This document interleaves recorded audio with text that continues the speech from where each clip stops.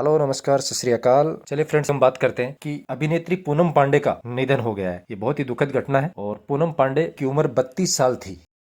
हाल ही में हमको पता चला कि पूनम पांडे सर्वाइकल कैंसर की वजह से उनकी डेथ हो गई है, लेकिन एक्चुअल में एक फेक न्यूज था। और आज वो खुद अपने इंस्टाग्राम हैंडल पे लाइव आकर के उन्होंने बताया कि उनकी सर्वाइकल कैंसर की वजह से डेथ नहीं हुआ है और इसकी वजह से सोशल मीडिया पे उनको काफी ट्रोल किया जा रहा है। लोग ऐसा बोल रहे हैं कि उनके और उनके मैनेजर के खिलाफ FIR होनी चाहिए। इस तरीके की काफी न्यूज सामने आ रही है। कई यूजर्स ने तो ये भी लिखा कि कल हम सुन रहे थे कि पूनम पांडे की मौत हो चुकी है और आज सुनने में आ रहा है कि वो जीवित हैं। ये पक्का एक पब्लिसिटी स्टंट होगा, लेकिन इसके बावजूद पूनम पांडे ने आज अपने इंस्टाग्राम पे आकर के ये बताया कि उन्होंने ऐसा क्यों कहा। पूरी जानकारी के लिए देखिए इस वीडियो को। One celebrity death has got the whole nation talking about cervical cancer, and honestly, that's all I wanted to do. Cervical cancer. Cervical cancer. Cervical cancer. Cervical cancer. Cervical cancer. Cervical cancer. Actor and social media celebrity Poonam Pandey has passed away this morning due to cervical cancer. और ये सुन के मैं बहुत ही अजीब feel किया। She was a good soul. Cervical cancer is still the second most common cancer amongst Indian women. Cervical cancer होता कैसे? Today we will be talking about the HPV vaccine. There's an 80% chance that you have HPV. There are 3 types of HPV vaccines available, and depending on which one you can take it from age 9 to 45. Get the awareness going. For those who think I'm being insensitive, I'd like to tell you guys, my mother suffered cancer. She had throat cancer, and I've seen this in my house, how bad it gets. Here I was just promoting something for a good cause, a cancer which is preventable, and yet so many women die. Like with Hotterfly, I've said this very clearly, none of the parties have gotten paid for this. There is no pharmaceutical company involved. None of us got no single money out of this. The campaign was done by Shebang and I. We did this for a good cause to raise awareness, and it has. A lot of people who had no idea about cervical cancer are Googling it now, and it is trending right now. I am getting a lot of comments, a lot of DMs where I'm seeing women are telling me, that they are doing their HPV vaccines, they're getting Pap smear test done.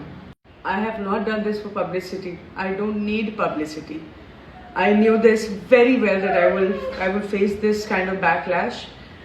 And apart from knowing that, I've done this because I was doing this for a good cause, guys. आप लोगों ने मेरी death के बारे में सुना तो आप लोग सब cervical cancer के बारे में बात कर रहे थे.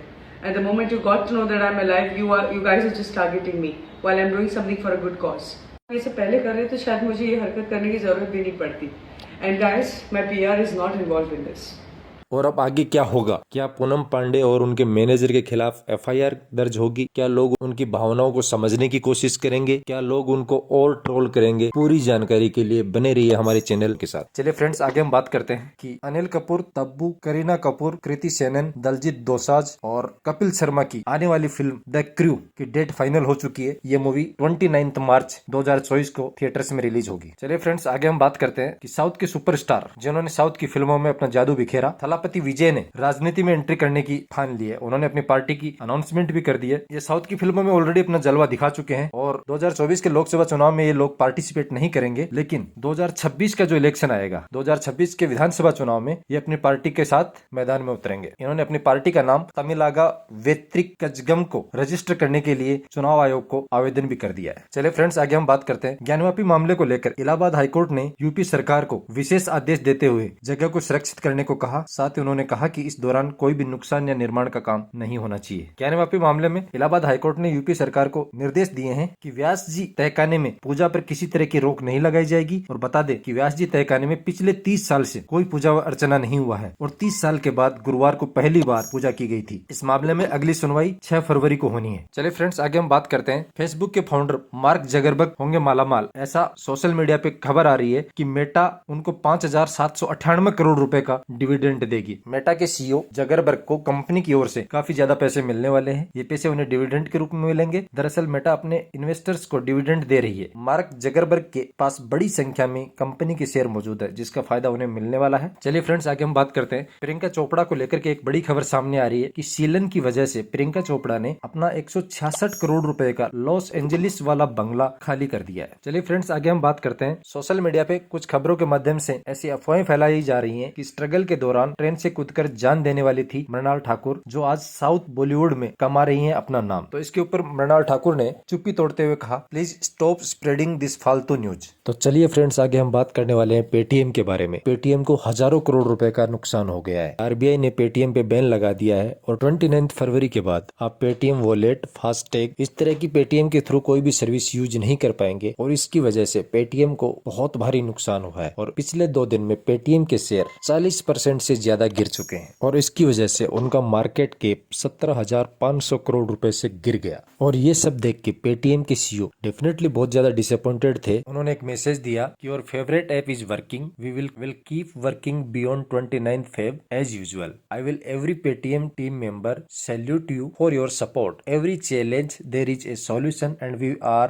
sincerely committed to serve our nation in full compliances. कोई नहीं, एक चैलेंज है और 29 Feb के बाद भी पेटीएम वर्किंग रहेगा। एक छोटा सा चैलेंज है जिसको हम सॉल्व करेंगे और लाइफ में चैलेंज आते रहते हैं। We will work on it. तो चलिए फ्रेंड्स, आगे हम बात करते हैं कि राजस्थान के पूर्व CM Ashok Gehlot corona positive हुए हैं और उनको सांस लेने में परेशानी हो रही है। इसके साथ साथ उनकी रिपोर्ट्स में स्वाइन फ्लू के भी सिम्टम्स आए हैं और उनको एसएमएस में एडमिट करवाया गया है। तो चलिए फ्रेंड्स, आगे हम बात करते हैं क्या हमास और इजराइल के साथ साथ एक और बड़े युद्ध की शुरुआत होने जा रही है। जी आपको बता दूं, अमेरिका ने इराक और सीरिया में की एयर स्ट्राइक। अमेरिका हमलों में 7 जगहों पर 85 से अधिक टारगेट्स को निशाना बनाया गया। इसके जवाबदेही में अमेरिका ने 30 मिनट तक जिन जगहों पर हमला किया गया उनमें से 3 इराक में और 4 सीरिया में थे। अमेरिकी सेना ने शुक्रवार को इराक और सीरिया में ईरानी समर्थित मिलिशिया और ईरानी रिवोल्यूशनरी गार्ड के दर्जनों ठिकानों पर एयर स्ट्राइक की। पिछले वीकेंड जॉर्डन में हुए ड्रोन हमले में भी 3 अमेरिकी सैनिकों की मौत के बाद अमेरिका ने एक कार्रवाई की। एपी के मुताबिक राष्ट्रपति जो बाइडेन ने एक बयान में कहा कि संयुक्त राज्य अमेरिका मध्य पूर्व या दुनिया में कहीं भी संघर्ष नहीं चाहता, लेकिन वे अभी जो हमें नुकसान पहुंचाने की कोशिश कर रहे हैं उन्हें ये बता देना चाहते हैं कि यदि आप किसी अमेरिकी को नुकसान पहुंचाएंगे तो जवाब में ऐसा ही होगा। बाइडेन ने अपने बयान में फिर से वही बात कही और कहा, हमारी प्रतिक्रिया आज शुरू हुई है, ये हमारी पसंद के समय और स्थानों पर जारी रहेगा। और लेटेस्ट अपडेट के लिए बने रहिए वायरल खबर 24 के साथ।